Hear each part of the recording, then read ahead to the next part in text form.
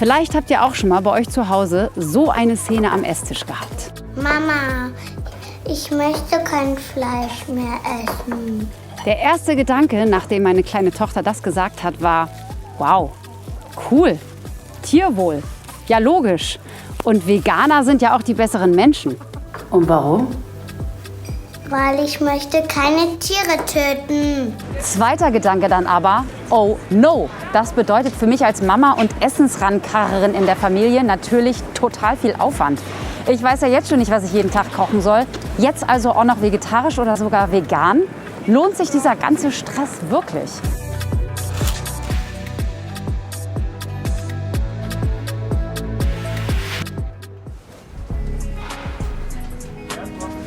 Hauptsache vegan ist die Devise diese Woche. Keine tierischen Produkte mehr. Die Ansage habe ich verstanden.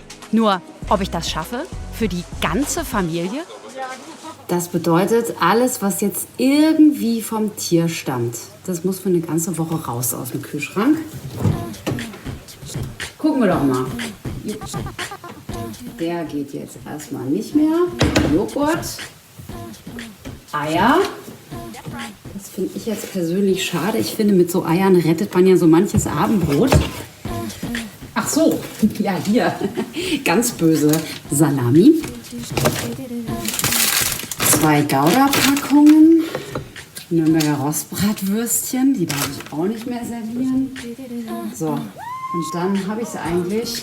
Oh mein Gott, es ist jetzt echt viel mehr zusammengekommen, als ich gedacht habe. Das zeige ich jetzt doch nochmal, den ganzen großen Haufen. Und den bringe ich jetzt zum Nachbarn. Der erste total vegane Einkauf. Obst, Gemüse, alles kein Problem. Aber vegane Ersatzprodukte wie Hafermilch, Sojahack, das finde ich ganz schön teuer. Und ich frage mich, ist das jetzt wirklich gesund, das Fleisch, die Milch, die Eier, das alles wegzulassen? Also ich habe irgendwie das Gefühl, es fehlt was. Auf der anderen Seite schwören ja auch viele Promis drauf. Ariana Grande, Miley Cyrus, Usher, Arnold Schwarzenegger. Was essen die eigentlich alles noch, um genau so auszusehen? Bodyshaping trotz vegan? Wie geht das? 365 Tage Training im Jahr, eine proteinlastige Ernährung und ein ziemlich starker Wille. Daraus werden Muskeln gemacht. Klingt nach Powerfood. Muskelfleisch über Muskelfleisch, Eiweißpulver und Eier über Eier. Muss es aber nicht. Hi, ich bin der Felix. Kommt herein. So, ja, das ist hier mein Kühlschrank. Also ich nehme jeden Tag 100 Gramm Protein zu mir, vor allen Dingen durch Hülsenfrüchte, durch Tofu, durch Soja. Mein Protein ist auch aus Soja, was ich morgens in mein Müsli mache. Und jetzt zum Beispiel dieser Tofu, dieser Räuchertofu, der hat jetzt 19 Gramm auf 100 Gramm Protein. Also voll übertrieben viel, was hier abgeht. Also wahrscheinlich habe ich heute sogar die doppelte Menge.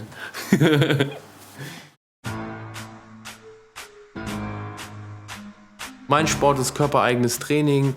Manche kennen es unter vielleicht Freeletics, Calisthenics, Bodyweight-Training. Also für mich ist es absolut wichtig, einfach ohne Gewicht zu trainieren.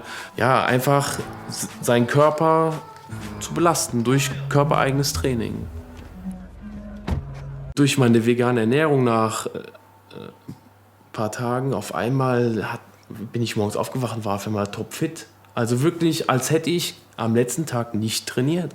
Es war so, als könnte ich jetzt direkt wieder anfangen. Und die Regeneration war mega heftig, weniger Schlaf und dieses Völlegefühl war komplett weg. Ich konnte eine große Portion Reis mit Gemüse essen und eine Stunde später konnte ich wieder hardcore trainieren. Das ging davor gar nicht. Ich habe eine Wanderung gemacht von Oberstdorf nach Verona. Das sind 430 Kilometer Distanz. Und ich habe dann ein Erlebnis gehabt mit einer Weidenkuh, Alpenkuh. Und wir haben uns beide getroffen mit unseren Blicken und sind dann uns nahe gekommen, immer näher. Und im Endeffekt habe ich im Schlusssatz meine Hand ausgestreckt und die Kuh hat meine Hand abgeleckt.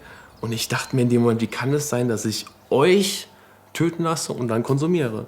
Das waren meine Gedanken in dem Moment und Das hat mich auch berührt in dem Moment, diese Verbindung mit dieser Kuh zu haben und das festzustellen, dass diese Kuh einen Charakter hatte. Also wirklich ein absolutes Lebewesen. Und danach bin ich vegan geworden, so wie es war. Das spüre ich immer, dass wenn ich jetzt mit Nicht-Veganern unterwegs bin, dass auf meinen Teller immer am meisten geschaut wird. Was macht er? Macht er irgendeinen Fehler? Und dann, wenn dieser Fehler auch da ist, dann ist es schon durchaus vorkommen, dass dann genau da reingestochen wird, um genau das dann zu provozieren. Wieso, weshalb, warum? Nach der Wandertour, wo ich für mich entschieden habe, ich werde vegan, hat es ein paar Tage gedauert und ich war nicht mehr mit meiner Ex-Freundin zusammen. Jetzt hat er eine neue Freundin, Nadine. Die ist natürlich auch vegan und hat auch noch vegane Eltern. Ja. Über 10 Jahren, ja. Ja, du, aber wir noch nicht so lange. Aber wir sind noch nicht so 100%ige Veganer. 95. 95 meinst du? Okay. Und wie kam dann der Sinneswandel? Warum soll man zweimal kochen? Dann haben wir das ausprobiert und es hat halt super bekommen. Ja. Und dann haben wir komplett das umgestellt. Prost erstmal. Ja, Cheers. Prost, Prost. Ich hatte ja auch Asthma, auch mal Neurodermitis. Das ist alles weggegangen. Also ich hatte auch mal Schwierigkeiten mit sehr säurehaltigen Früchten. Einfach alles weg. Das ist wirklich erstaunlich. Und wenn das einem so ergeht, dann fühlt man sich einfach nur gut. Und kann länger, härter und effektiver trainieren, findet Felix. Sein Gewicht konnte er jedenfalls schon um mehr als 10 Kilogramm steigern. Muskelmasse, versteht sich. In the name of the Father, the Son, and the Holy Ghost, we say, Amen. Wow, bewundernswert. Vegan scheint für Felix ja eine echte Wunderwaffe zu sein. Auf der anderen Seite hat er natürlich auch viel Zeit, sich voll auf die Ernährung zu konzentrieren. Ich bin ja eher Typ gestresste Working Mom. Und ich mache mir schon Gedanken, ob das für Kinder nicht doch ziemlich ungesund sein kann. Jetzt bin ich verabredet mit dem ersten Professor für pflanzenbasierte Ernährung in Deutschland, Professor Markus Keller mit Sitz in Gießen. Herr Keller, bin ich eine Rabenmutter, wenn ich zu meiner Familie sage, ab jetzt für immer vegan? Naja, würde ich nicht sagen. Das geht schon gut, wenn man eben sich gut informiert, Bescheid weiß, worauf man achten muss und das auch dann so gut wie es geht eben auch umsetzt. Ja, worauf muss ich achten? Wenn es um Kinder geht, gibt es eben bestimmte Nährstoffe, auf die man besonders achten muss. Kinder sind im Wachstum, das heißt, sie haben einen höheren Energiebedarf, einen höheren Eiweißbedarf, immer bezogen auf das geringere Körpergewicht. Und auch bei Vitaminen, Mineralstoffen muss man da, ja, sage ich mal, in weniger Nahrung mehr reinpacken. Das nennen wir dann Nährstoffdichte, eine hohe Nährstoffdichte. Und das ist gut machbar, wenn ich eben eine vollwertige, abwechslungsreiche vegane Ernährung durchführe. Es gibt ja Menschen, die sagen, ihr Veganer, ihr futtert nur Obst und Gemüse und haut euch dann eine Tablette nach der anderen rein. Das ist so ein häufiger Vorwurf, dass vegan nur geht, wenn ich eben dauernd Tabletten schlucke. Das stimmt überhaupt nicht, sondern tatsächlich gibt es einen Nährstoff, nämlich das Vitamin B12, was tatsächlich nicht in pflanzlichen Lebensmitteln vorkommt oder manchmal in Spuren. Das reicht aber eben nicht. Was ist, wenn wir kein Vitamin B12 zu uns nehmen? Wenn wir tatsächlich einen Vitamin B12-Mangel bekämen, und das kann eben passieren, wenn ich da nicht drauf achte, dann kann das langfristig tatsächlich schwere Gesundheitsschäden nach sich ziehen. Das geht hin zu Störungen im Nervensystem mit bleibenden Schäden, auch am Gehirn, bei der Blutbildung, bei der Zellteilung, psychiatrische Befunde. Also alles das kann entstehen. Wie ernähren Sie sich denn? 98% vegan, der Rest sind kleine vegetarische Ausnahmen, mal ein Stück Kuchen, wo dann Ei drin ist. Aber zu Hause machen wir das eigentlich, auch die ganze Familie. Wir haben ja auch kleine Kinder, praktisch komplett, fast komplett vegan. Was war so Ihre Motivation, da voranzupreschen und zu sagen, das ist es, was ich machen will? Naja, zum einen habe ich selber den Hintergrund, dass ich mich mit ungefähr 18 Jahren entschieden habe, erstmal vegetarisch zu leben, aus ethischen Gründen. Dann wurde das immer veganer. Aber was da ganz entscheidend ist, tatsächlich heute dieses Thema der Nachhaltigkeit und auch eben der, man sagt dann immer so schön, enkeltauglichen Ernährung. Einmal habe ich ja Kinder, noch keine Enkel, aber Kinder, die dann auch irgendwann größer werden. Und wie wir uns heute verhalten in unserem Lebensstil und besonders auch in der Ernährung in Deutschland, in anderen Industrieländern, schaffen wir das nicht, unseren Kindern und Enkeln einen Planeten zu hinterlassen, der sie dann auch versorgen kann. Vegan leben. Langfristig also das Beste? Nur, wie kriege ich das ganze Gemüse in die Kinder rein? Und wenn es mal wieder schnell gehen muss, ist es auch nicht gerade easy. So sieht heute mein Mittagessen aus, ein trockenes Vollkornbrötchen. Also zum richtigen Mittagessen habe ich es einfach mal wieder nicht geschafft. Wollte mir dann beim Bäcker hinter mir noch irgendwas Belegtes holen. Es gab aber nur noch ein Brötchen mit Schinken und Ei. Das geht natürlich gar nicht. Veganes Teilchen gab es auch nicht. Also, Wie schaffe ich es, beim Schinkenbrötchen nie mehr schwach zu werden? Ich brauche moralische Unterstützung von einem absolut überzeugten Tierschützer. Das hier ist ein Restaurant mitten auf der Zeil, Frankfurts größte Einkaufsstraße. Cappuccino mit Milch, Burger mit Rinderhack, das war einmal. Seit 2017 ist Nir Rosenfeld vegan. Auch seine Frau Sigal und seine 3 Kinder hat er schnell auf seine Seite gebracht. Ich bin total auf ihre Geschichte gespannt, weil das hat sie ja vor fast 5 Jahren wirklich so von jetzt auf gleich gepackt. Ja. Und sie sind dann fast über Nacht Veganer geworden. Was ist damals passiert? Ja, ich war, wie man sagt, ganz normaler Mensch, der nicht nur alles gegessen hat. Habe ich auch mein Geld verdient durch Fleisch, Fisch, Milch und Eier. War ich immer Gastronom und habe ich vor mehr als 4,5 Jahre, habe ich Zufall ein Video in YouTube gesehen von Gary Yourofsky. Ist ein amerikanischer Tierrechtsaktivist. Jeder Mensch, das ich das zeige, er ist traumatisiert, schockiert. Manche weinen, was die Tiere erleben in der Industrie, ist was wir würden uns nicht wünschen zu unseren größten Feinden. Und was haben die getan? Nichts. Das ist so schlimm. Sie zeigen es ja auch wirklich mit jeder Facette ihres Körpers. Es ist auf dem T-Shirt. Ja. Die Tätowierungen auch. Sind die alle erst in den letzten 5 Jahren entstanden? Ja. Hier habe ich eine Tattoo Ja. mit diesen 5 Tieren, die wir hier in westlichen Ländern essen. Okay. Und da steht, dass mein Körper würde keine Friedhof für Tiere mehr sein. Sie haben ja auch Ihr Restaurant oder Ihre 3 Restaurants dann auf vegan umgestellt. Sie wollten es alles ganz, ganz schnell haben. Wie haben denn die Kunden reagiert? Die meisten haben das nicht gemerkt. Ab und zu hat eine mitbekommen, waren Reaktionen wie, oh okay, das ist schön, das ist gut, warum nicht und so weiter. Und gab auch Reaktionen, gibt immer noch vom Gäste, die sagen, dann nicht, dann gehen wir. Ich würde sagen, kommen Sie, bleiben Sie hier, probieren Sie, ich lade Sie ein. Mir interessiert, was Sie denken. Oh, no. Von heute auf morgen wirklich Hardcore-Veganer, merkt man ja auch. Es sprudelt wirklich aus Ihnen raus. Ist egal für Sie als Ehefrau und auch Mama der 3 Kids. Wie war das für Sie? Ich war erst mal so, oh, was ist jetzt, ja, im ersten Moment. Aber ich habe mich eigentlich überhaupt nicht dagegen gesträubt.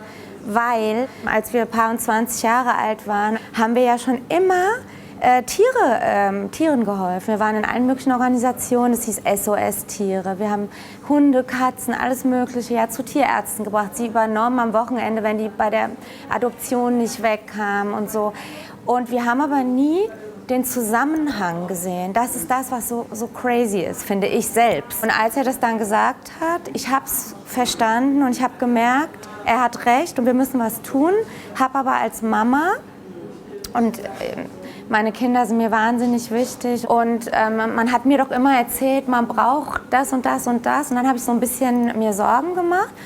Ja, und dann habe ich mich einfach schlau gemacht. Ich habe dann ganz viel gelesen, ganz viele Leute gemacht, Recherchen gemacht.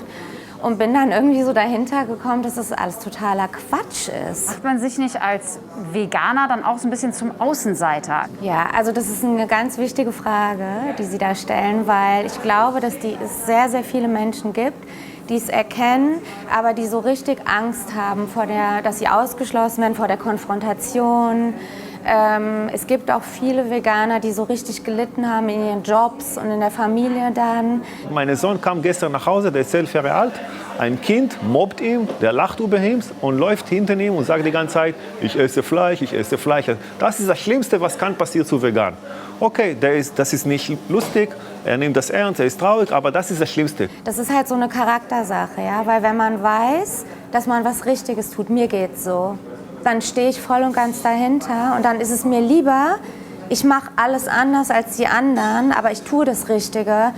Die Veganer nennen das so den veganen Weltschmerz, was man am Anfang hat, weil man wirklich es überall sieht. Man sieht nicht mehr, wenn ein Freund oder ein Familienmitglied ein Steak isst, sieht man nicht mehr das Steak. Man sieht wirklich das Tier da liegen. Ja? Das verstehen Leute oft nicht, aber da kommen einem die Tränen.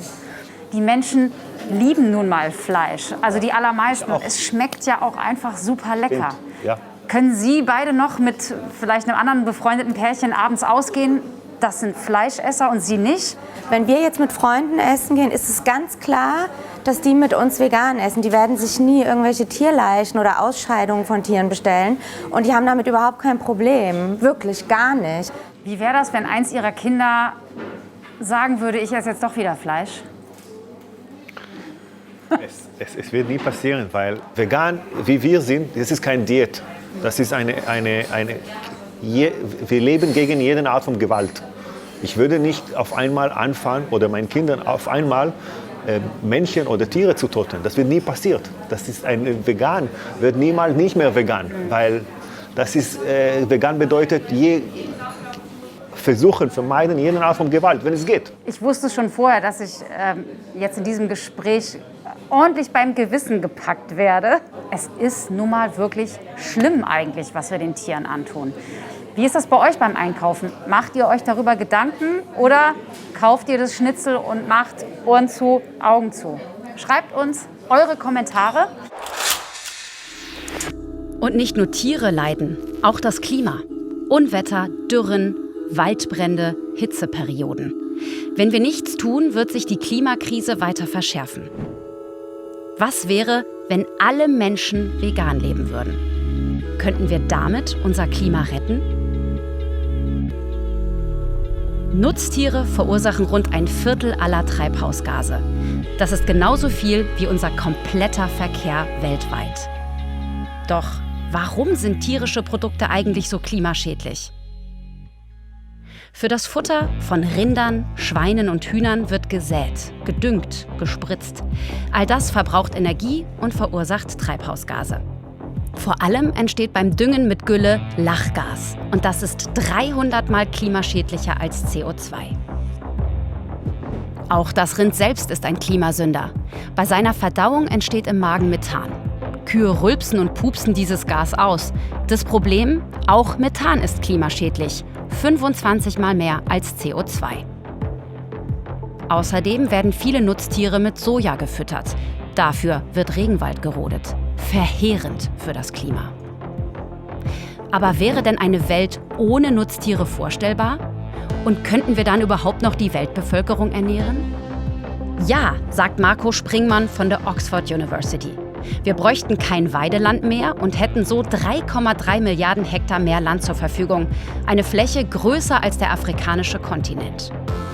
Allein das Land, das wir nicht mehr für den Futteranbau bräuchten, würde schon reichen, um genug pflanzliche Nahrungsmittel anzubauen. Niemand der bald 11 Milliarden Menschen müsste also in einer veganen Welt hungern. Auf frei werdenden Flächen könnte wieder Wald wachsen, der CO2 speichert. Auch gut fürs Klima. Aber es gäbe kaum noch Wiesen, die beweidet und geschnitten werden. Das lohnt sich ohne Nutztiere nicht mehr. NaturschützerInnen befürchten ohne Wiesen noch mehr Artensterben. Und noch ein Problem. Nicht für alle Menschen auf der Welt ist ein veganes Leben zwingend gesünder. Zwar sinkt das Sterberisiko statistisch um 7%, allerdings nur bei einer ausgewogenen pflanzlichen Ernährung und Zufuhr von Vitamin B12. Vor allem bei ärmeren Bevölkerungsschichten und in vielen Entwicklungsländern wäre das schwierig. Ein weiteres Problem, wenn alle vegan leben würden: mehrere 100 Millionen Menschen verdienen weltweit ihr Geld mit tierischen Produkten. Die würden ihren Job verlieren und müssten umsatteln. Nicht nur Metzger und Landwirte. Besonders für Länder, in denen viele Menschen mit der Nutztierhaltung ihr Geld verdienen, eine Riesenherausforderung. Hier würde die Armut noch größer werden. Halten wir fest, für unser Klima wäre es besser, vegan zu leben. Aber eine gute Lösung für alle Menschen auf dieser Welt ist es in absehbarer Zukunft nicht. Und noch ein Punkt macht die Umstellung natürlich super schwierig. Fleisch ist einfach super lecker. Jeder Deutsche futtert im Schnitt pro Jahr 60 Kilo davon weg. Ich bin jetzt mit einem Metzger verabredet. Der liebt den Geschmack von Fleisch natürlich auch, ist aber trotzdem Veganer geworden. Wie passt das zusammen? Hi, gute Herr Spahn. Hallo. Ich habe Sie jetzt gerade als veganen Metzger angekündigt. Ja. Wenn ich mich aber hier mal so umsehe, sehe ich ja Würstchen, über Würstchen ganz viel Fleisch. Richtig, man muss nur richtig schauen und dann sieht man auch, der ganze Kühlschrank ist voll mit veganen Sachen. Und das ist unser veganes Programm. Das ist auch das, was Sie hier selber herstellen. Richtig, genau. Und das darf ich gleich mal probieren. Aber ja, doch, unbedingt. Okay, super. Na? Perfekt. Michael Spahn ist seit 2013 Veganer. Aus gesundheitlichen Gründen. Diabetes und Übergewicht machten ihm Probleme. Vegan geht's ihm jetzt viel besser. Vom Metzger zum Veganer ist ja schon ein bisschen ein ungewöhnlicher Schritt. Das ist ein sehr ungewöhnlicher Schritt, weil das sind ja eigentlich die Feindgruppen, die gegeneinander standen seit vielen Jahren schon. Ich war auch der Einzige in unserer Familie und konnte die anderen davon überhaupt nicht überzeugen. Sie haben es ja wahrscheinlich nicht leicht als Metzger unter Veganern und als Veganer unter Metzgern. Was haben Sie also schon so für Anfeindungen erlebt? 2013, wie ich das Ganze entwickelt habe, hatte ich schon Anfeindungen von beiden Lagern. Natürlich, klar. Die Veganer sind auf mich aufmerksam geworden und haben die Metzgerei gesehen. Und die Metzger haben natürlich gesagt, ich wäre der Nestbeschmutzer. Ich könnte nicht hier anfangen, vegan zu produzieren. Ich wäre doch ein Metzgermeister. Ne? Und das hat sich dann vor Jahren dann deutlich gebessert. Ja? Also die Veganer sind offener geworden. Haben die Veganer kein Problem damit, dass Sie ja auch in Ihrem Laden immer noch tote Tiere verkaufen? Natürlich, es gibt natürlich auch Veganer, die immer noch sagen, ich würde es nur wegen dem Gelde machen, dass ich eben vegane Produkte noch zusätzlich zu meiner Metzgerei verkaufe. Letztendlich ist es eher umgedreht. Die Metzgerei subventioniert meine vegane Spinnerei im Prinzip und baut das eben aus. Das Fleisch in seinem Laden ist bio und kommt aus der Rhön. Hier in seiner Frankfurter Wurstküche tüftelt er nur noch an veganen Kreationen. Warum ist das eigentlich so, dass man mit den fleischlosen Produkten immer versucht, die Fleischprodukte zu imitieren? Das liegt einfach daran, dass wir für die Anfangsphase, wo Leute sich an was Neues gewöhnen wollen, besser aufgestellt sind, wenn wir was haben, was sie schon kennen. Ne? Also die Würstchenform oder das Mett oder die Leberwurst. Es gibt ja auch viele Menschen, die sagen, Mensch, wir sind geborene Fleischesser. Warum ist es so schwer, sich von diesem Geschmack des Fleisches zu lösen? Ich denke, es spielt sich alles im Kopf ab. Fleisch und Wurst, das sind in der heutigen Zeit reine Genussmittel. Wir brauchen Fleisch und Wurst nicht mehr für unsere Ernährung oder dass wir stetig am Leben bleiben. Das ist tatsächlich zu einem Genussmittel geworden und das hat auch diesen Stellenwert bei uns im Kopf. Also im Suchtzentrum spielt sich das ab. Wir belohnen uns mit Fleisch und Wurst, weil es einfach lecker ist. Ja? Und genauso müssen wir uns aber auch darüber im Klaren sein, dass wir das vegan auch hinbekommen. Ja, und das hat was mit Gewürzen zu tun. Mit richtig Würzen bekomme ich auch eine vegane Leberwurst so lecker hin wie eben eine aus Fleisch. Aber wirklich genauso lecker? Aber genauso lecker. Darf ich damit gleich mal loslegen? Mir schmeckt's echt gut. Für die Kinder wäre es aber sicher etwas zu scharf. In unserer veganen Testwoche habe ich daher eher auf die Standards zurückgegriffen. Unsere Familienbilanz? Klarer Favorit von mir ist der vegane Cheeseburger. Also da gibt es ja mittlerweile Patties, das schmeckt original wie Fleisch. So, und für den Rest muss ich mal kurz hier die Crowd fragen. Wie fandet ihr die vegane Bolognese? Super! 3-mal Daumen hoch. Die veganen Fischstäbchen haben wir auch ausprobiert. Super! Und das vegane Schnitzel? Die waren genial! Jetzt wirklich? Ja! Bei den Kids war die vegane Woche also jetzt ein voller Erfolg. Aber jetzt bin ich ja auch noch da. Und ich finde ab und zu mal so ein saftiges Schnitzel. Das ist doch echt was Feines. Vielleicht gibt es da, wo ich jetzt hinfahre, für dieses Dilemma einen Ausweg. Fleisch von glücklichen Tieren. Es geht in die Wetterau zu einem Biolandwirt. Hallo, Herr Mager. Hallo, guten Tag. Julia Tschetsch, grüße Sie. Ja, herzlich willkommen. Wo gehen wir als erstes hin? Ja, ich würde vorschlagen zum Schwein vielleicht. Mhm. Oh, bei Schweinestall denke ich immer sofort an diesen Stall, wo das Schwein so liegt und sich kaum um die eigene Achse drehen kann. Aber bei Ihnen sieht es ja bestimmt gleich ein bisschen besser aus. Ja, hier ist es wirklich die erste Klasse, kann man sagen. Ah ja, echt? 5-Sterne-Hotel? Absolut. Also es ist leider eine kleine Minderheit der Schweine in Deutschland, die so leben dürfen. Aber ich würde es nicht anders machen. Ich befinde mich ja so gerade in dem Dilemma zwischen vegan leben, wäre eigentlich eine gute Sache, aber irgendwie ist dieses Fleisch ja doch was einfach unfassbar lecker ist. Und ich habe mich gefragt, ob man sozusagen auf Ihrem Hof, auf Ihrem Biohof nicht den Ausweg aus dieser Misere finden könnte. Ja, schon. Das ist, denke ich, ein Weg. Allerdings muss jeder, der halt auch das Schnitzel gerne essen mag, sich damit abfinden, dass das Schnitzel von einem Tier kommt, dessen Leben ich halt beenden muss. Und das ist ein Töten. Ja, das finde ich auch eigentlich krass, weil auch selbst wenn man sagt, man hat diesem Tier ein schönes Leben bereitet, man tötet es am Ende. Ja. Also wie kommen Sie damit klar? Sie haben ja selbst gesagt, das ist schon was Krasses, wenn man sich das mal anguckt. Also ich hatte das mal als 12-Jähriger, dass mein Opa mich in den Hühnerstall geschickt hat und hat gesagt, hier, hol mal 3 Hühner raus, die wollen wir schlachten. Das war für uns privat zum Mittagessen. Und das ist schon natürlich ein sehr merkwürdiges Gefühl, jetzt entscheiden zu müssen, welches Tier sterben muss. Damit ist er groß geworden. Jede Woche bringt er eines seiner Schweine zu einem Schlachter im Nachbarort. Er darf bis zum Schluss dabei sein. Das ist ihm wichtig. Bei einem normalen Schlachthof ginge das nicht. Auf seinem Hof macht seine Frau dann daraus Wurst und Schnitzel. Sie ist gelernte Metzgerin. Warum bleiben Sie beim Fleisch? Also zum einen esse ich gerne Fleisch und Wurst. Ich glaube auch, dass es kein unwichtiger Bestandteil unserer Ernährung ist, um uns ausgewogen zu ernähren. Und ich schätze auch den Umgang mit den Nutztieren, das muss man auch sagen. Das gehört für mich zur Landwirtschaft dazu, weil sie haben auch in unserer Kreislaufwirtschaft hier auf dem Betrieb eine wichtige Bedeutung, weil sie wichtigen Dünger liefern für die Felder.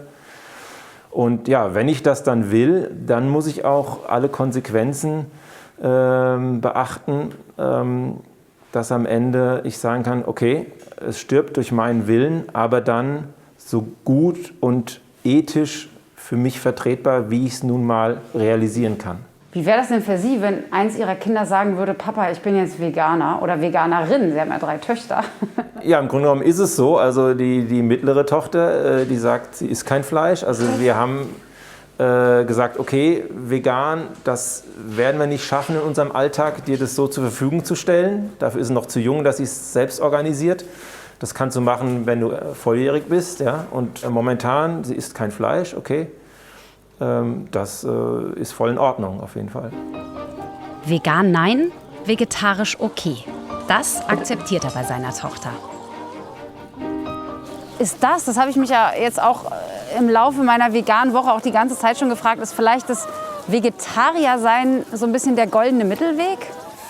Naja, kann man machen, aber man sollte sich, denke ich, der Zusammenhänge bewusst sein. Denn allein jetzt hier bei den Hühnern ist ganz klar, so eine Henne, die jetzt Eier legt, die ich als vegetarisch lebender Mensch konsumiere, hat auch einen Bruder eigentlich, den Hahn, den Bruderhahn, den sogenannten, der jetzt zwar nicht mehr getötet werden darf, was ja erstmal eine sehr gute Entwicklung ist.